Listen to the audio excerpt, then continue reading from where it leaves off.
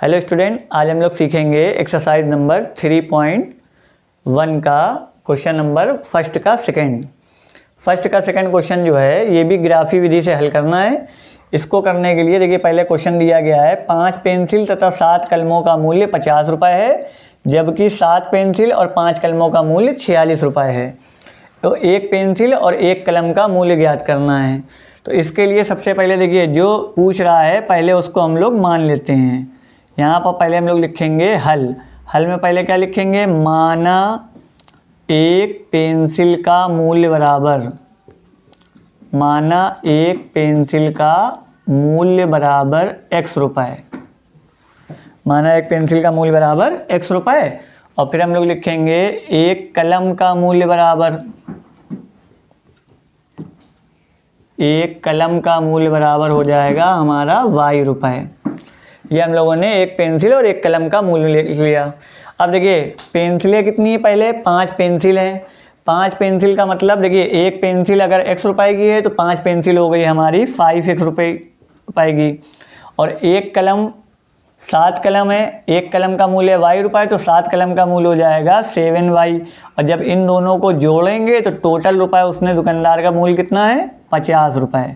तो ये हो जाएगा हमारा इक्वेशन नंबर 1। इसी तरीके से जब दूसरी इक्वेशन बनाएंगे, दूसरी इक्वेशन के लिए देखिए 7 पेंसिल हैं, एक पेंसिल का मूल्य x रुपये, तो 7 पेंसिल का मूल्य हो जाएगा 7x। 5 कलम है, एक कलम का मूल्य है y रुपये, तो 5 कलम का मूल्य हो जाएगा 5y। अब जब दोनों को जोड़ेंगे तो टोटल कितना रुपये हो गया, 46 रुपये।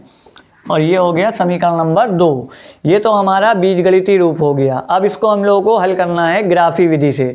तो ग्राफी विधि से हल करने के लिए पहले हम लोग समीकरण 1 लेते हैं, फिर समीकरण 2 लेते हैं। यहाँ लिखेंगे समीकरण 1 से, समीकरण 1 दिया गया है हमको 5x + 7y बराबर में 50, ये दिया हुआ है। इससे हम लोग x या y की वैल्यू निकालते हैं। तो यहाँ पर x की वैल्यू निकाल लेंगे, 5x बराबर में 50 और ये +7y है, उधर जाएगा -7y। अब x के साथ जो भी नंबर गुणे में होता है वो बटे में चला जाता है, तो ये हो जाएगा 50 - 7y और बटे में 5। अब इसके लिए जो है हम लोगों को एक टेबल बनानी पड़ेगी। इस तरीके से टेबल में देखिए कम से कम 3 वैल्यू निकाली जाती है। वैसे तो 2 से भी निकाल सकते हैं, लेकिन हम लोग 3 वैल्यू निकालते हैं। अब देखिए y की वैल्यू अपने पास से रखेंगे जिससे कि हम लोगों को x की वैल्यू मिल जाए।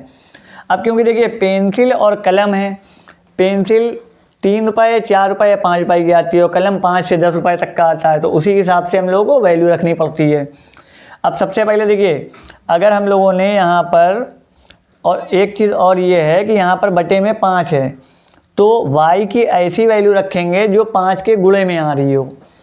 तो देखिए सबसे पहले y की वैल्यू अगर हम लोग 0 रख दें, y की वैल्यू 0, लेकिन y की वैल्यू 0 मतलब कलम का मूल्य 0 हो नहीं सकता, तो y की वैल्यू हम लोग पहले रखते हैं 5 रुपये। तो y की जगह पे हम लोगों ने लिख दिया 5।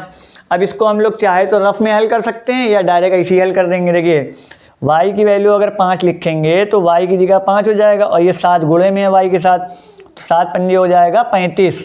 और 35 घटाएंगे इससे 50 से, 50 में से 35 को घटाएंगे तो हमारा आ जाएगा 15, और 15 में 5 से भाग करेंगे तो ये आ जाएगा हमारा 3। इस तरीके से पहली वैल्यू निकल आएगी।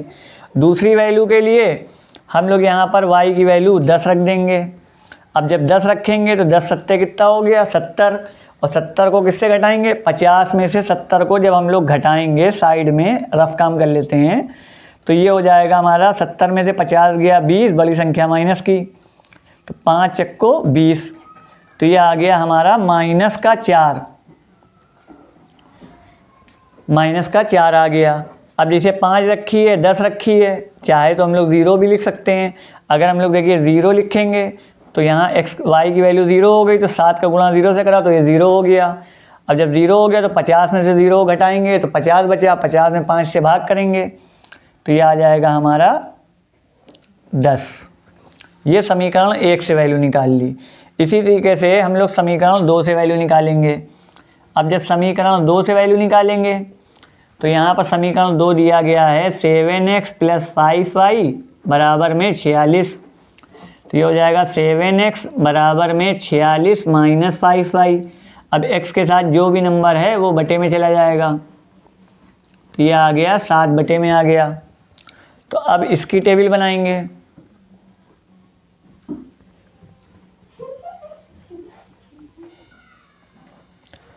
तो x की वैल्यू हो गई 46 माइनस 5y बटे 7। इसके लिए एक टेबल बनाएंगे। टेबल में हम लोग कम से कम 3 वैल्यू लेंगे।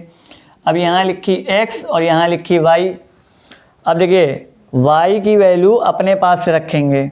y की वैल्यू देखिए, अब क्योंकि बटे में 7 है, ऐसी वैल्यू y की लेना है जिससे कि हमारी बटे वाली गिनती ना आए।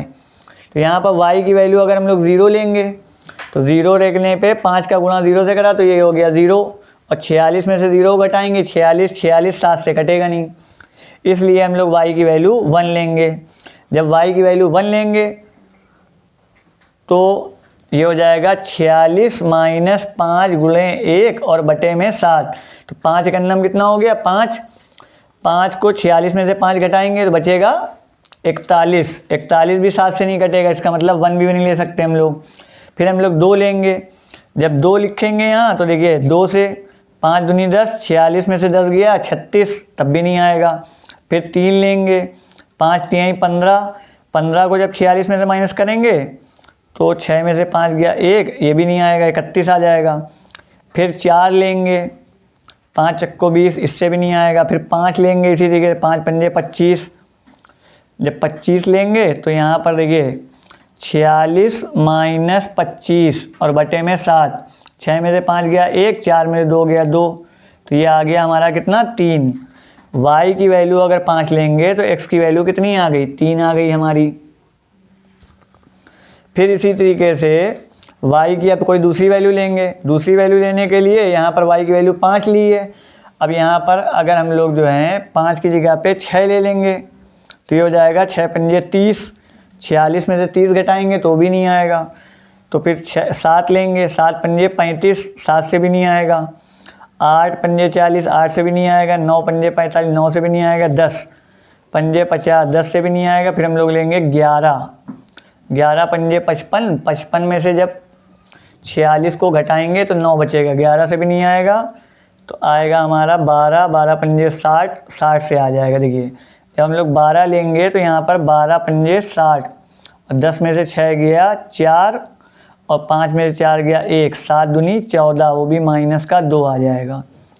तो y की वैल्यू अगर हम लोगों ने 12 ली तो x की वैल्यू आ गई हमारे पास -2। अब देखिए इधर 5 है, इधर 12 है। इसी तरीके से हम लोग डिफरेंस भी लेके कर सकते हैं।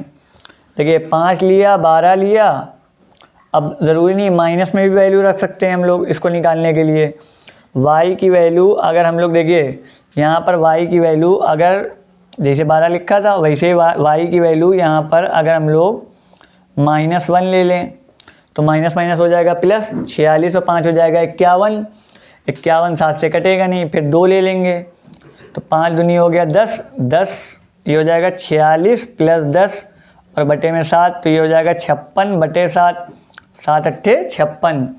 इस तरीके से अगर y की वैल्यू हम लोगों ने -2 ले ली तो x की वैल्यू आ जाएगी हमारे पास 8। अब इसका हम लोग ग्राफ बनाएंगे। जब ग्राफ बनाएंगे तो देखिए ग्राफ में ये हो गया हमारा x डैश और ये हो गया x, ऊपर हो गया y और नीचे हो गया हमारे पास y डैश। अब क्योंकि ग्राफ पेपर में सारे नंबर दिए रहते हैं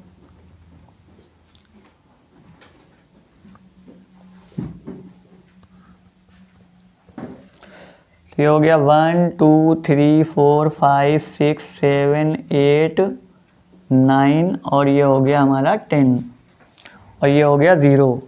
इसी तरीके से यहाँ लेंगे 1 2, ये हो गया 1 2 3 4 5 6 7 8 9 10। यहाँ पर भी लिख देंगे 1 2 3 4 5 6 7 8 9 10, 8 9 और 10, ये हो जाएगा हमारा इस तरीके से। अब देखिए सबसे पहले है 3 पे 5, 3 पे 5। आंसर तो हम लोगों को इसी से मिल जाता है क्योंकि देखिए जो वैल्यू दोनों में सेम होती है वही हमारा आंसर होता है। लेकिन अब ग्राफ बनाना है तो ग्राफ बनाना पड़ेगा। x की वैल्यू 3 और y की वैल्यू 5। x की वैल्यू 3 हो गई, 1 2 3 और 5 हो गए, यहाँ ये हो गया 5। तो ये x की वैल्यू 3 और ये हो गई हमारी 5। ये हमारा पॉइंट आ गया 3,5। फिर उसके बाद -4 पे है 10। -4 के लिए x की वैल्यू माइनस में है तो माइनस जो है इधर आएगी। ये हो जाएगा 1 2 3 और 4, -1 -2 -3 -4। जिसकी ज़रूरत पड़ेगी वो लिखना पड़ेगा हम लोगों को। ये हो गया -1 -2, y की वैल्यू नीचे माइनस में होती है। अब देखिए -4 पे है 10, -4 ये है और ये हो गया -4 पे, यहाँ पर ये लाइन सीधी जाएगी, यहाँ पर आ गई हमारी 10। ये हो गया -4, 10। उसके बाद 0 पे है 10, -4 पे 10 है और 10 पे 0 है। x की वैल्यू 10 है और y की वैल्यू है 0। तो ये हो गया हमारा 10, 0। अब इसको जब हम लोग एक लाइन बनाएंगे, स्केल से जब हम लोग लाइन खींचेंगे तो देखिए इस तरीके से लाइन आएगी। इस तरीके से स्केल से लाइन खींच देंगे। और दूसरी 3,5, 3,5 तो हमारा ये पॉइंट है गई। उसके बाद है -2 पे 12, -2 है x की वैल्यू और y की वैल्यू है 12। 12 तो और ऊपर जाएगा, इसके लिए थोड़ा और ऊपर बना देते हैं। ये हो गया 11 और ये हो गया हमारा 12। तो ये -2 पे यहाँ पर ये -2 है और ये वाली लाइन जो है जब ऊपर जाएंगे तो यहाँ आ जाएगा -2, 12। ये हो गया दूसरा पॉइंट। और तीसरा पॉइंट है 8 पे -2 है, 8 है और 8 पे -2 इधर आ जाएगा। तो ये हो जाएगा हमारा 8 पे -2। अब जब इसको मिलाएंगे हम लोग, देखिए यहाँ से जो है इसको मिलाते हुए ये